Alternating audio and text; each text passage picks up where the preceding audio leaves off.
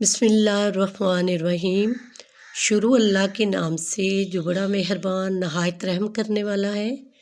اللہ تعالیٰ نے انسان کو سب سے خوبصورت اور احسن شکل پر تخلیق فرمایا، اور تخلیق انسان میں اللہ کی قدرت کے بے شمار جلوے اور نشانیاں ہیں۔ اللہ تعالیٰ نے انسانی جسم کو بنا کر اس کو روح سے روشن اور منور کیا، اور جب تک یہ روح انسانی جسم کے اندر ہے تب تک انسان زندہ ہے، اور جب یہ روح جسم سے نکل جائے گی تو اس وقت انسان مر جاتا ہے۔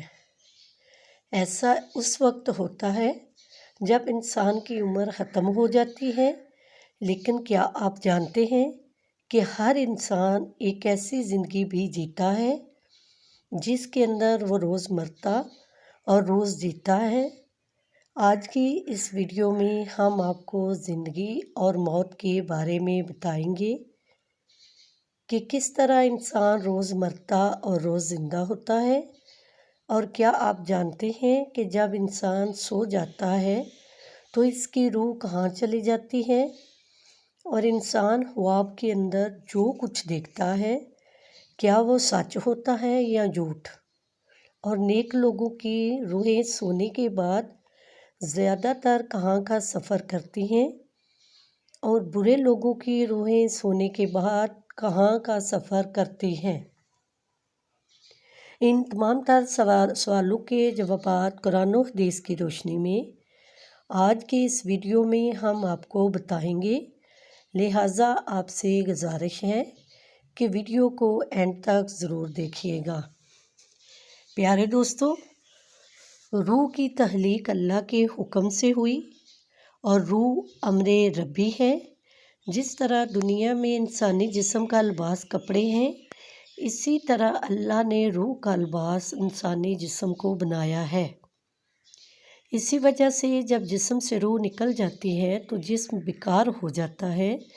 روح دو طرح کی ہوتی ہے، ایک نیکوکار جو نیک عمل کرتی ہے، اور دوسری بدکار اور گناہ گار جو کہ برے عمل کرتی ہے۔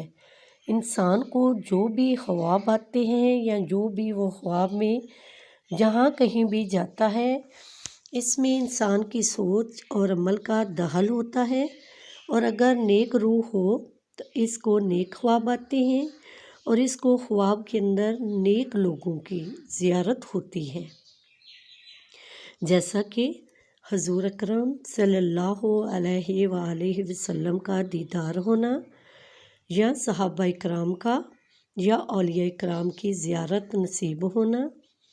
اسی طرح نیک روح جب کہیں سفر کرتی ہے تو اس کا سفر بھی نیک ہوتا ہے، اور خواب میں نیک چیزوں کو دیکھتی ہے، اور جو بدکار روح ہوتی ہیں وہ برے لوگوں کی طرف مائل ہوتی ہیں، اور اس کے اوپر شیطان کا قبضہ ہوتا ہے۔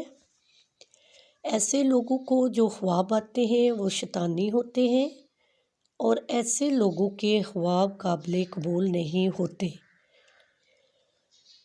جب انسان سو جاتا ہے تو اس کی روح جسم سے نکل جاتی ہے اور سیر کرتی رہتی ہے، لیکن اس کا تعلق جسم سے نہیں ٹوٹتا، اس کا تعلق جسم سے باقی رہتا ہے۔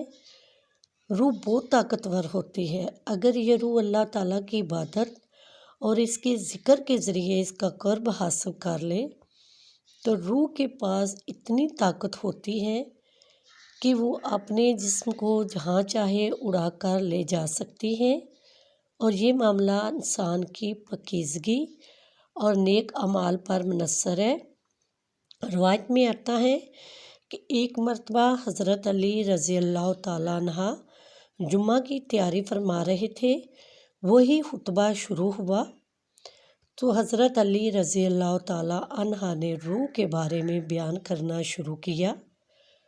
اسی دوران ایک شخص کھڑا ہوا اور آپ رضی اللہ تعالیٰ عنہ سے پوچھنے لگا کہ اے علی مرتضیٰ شیر خدا رضی اللہ تعالیٰ عنہ، جب انسان سو جاتا ہے تو جسم کی روح کہاں چلی جاتی ہے؟ کیا یہ روح جسم سے جدا ہو جاتی ہے؟ تو حضرت علی رضی اللہ تعالیٰ عنہ نے ارشاد فرمایا، یہ تمہارے جسم اور انسان کے اور ہر انسان کے جسم میں جو روح اللہ تعالیٰ نے ڈالی ہے یہ 3 حصوں میں تقسیم ہے۔